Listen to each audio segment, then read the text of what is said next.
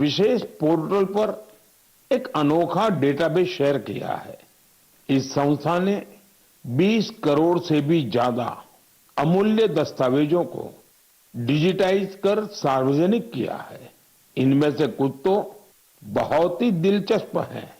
7वीं शताब्दी की गिलगित पांडुलिपियां भोजपत्र पर लिखी हुई हैं।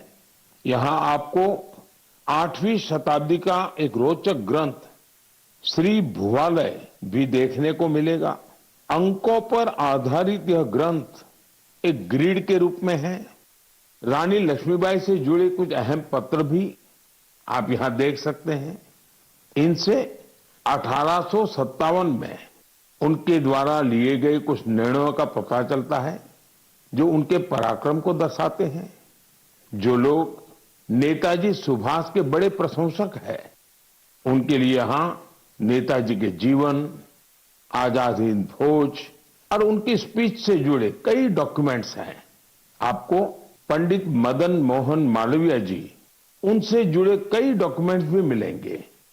इनमें बीएचयू की स्थापना और हिंदी साहित्य सम्मेलन से जुड़ी अहम जानकारियां हैं। यहां हमारे संविधान सभा से जुड़े कई अनोखे दस्तावेज भी उपलब्ध हैं। मैं आप सभी से आग्रह करता हूं कि आप www.abhilekpatal.in को जरूर विजिट करें। यह आपको अपने इतिहास का अद्भुत अनुभव देगा। साथियों, जरा कल्पना कीजिए, आप दुनिया भर के सबसे प्रतिभाशाली लोगों के बीच हैं। आपके पास गणित के बहुत ही कठिन सवाल हैं।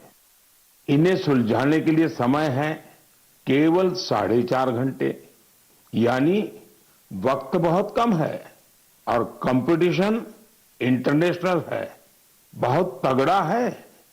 ऐसी स्थिति में नर्वस होना बहुत स्वाभाविक है, लेकिन इन्हीं परिस्थितियों में हमारी बेटियों ने कमाल कर दिया।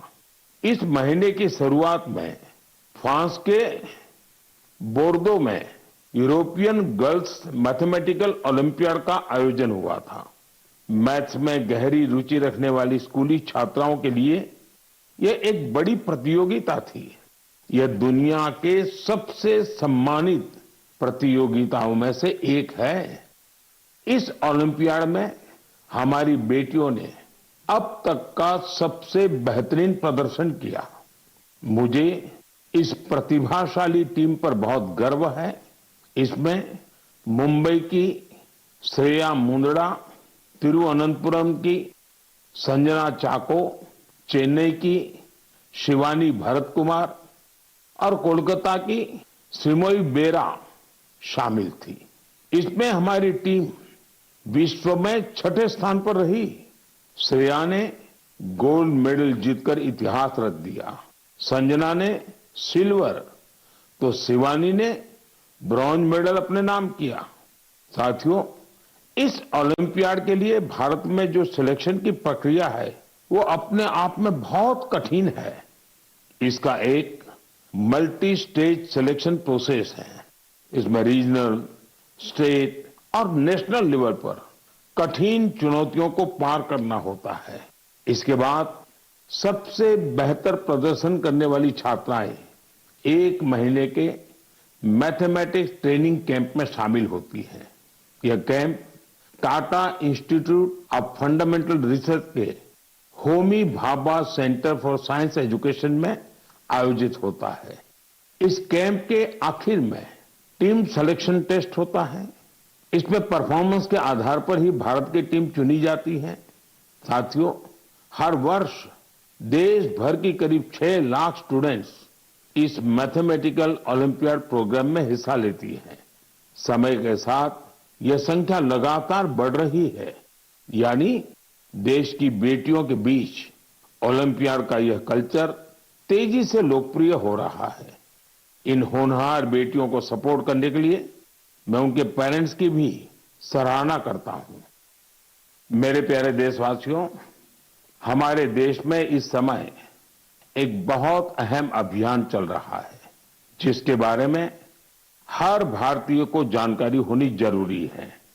ये है जनगणना का अभियान।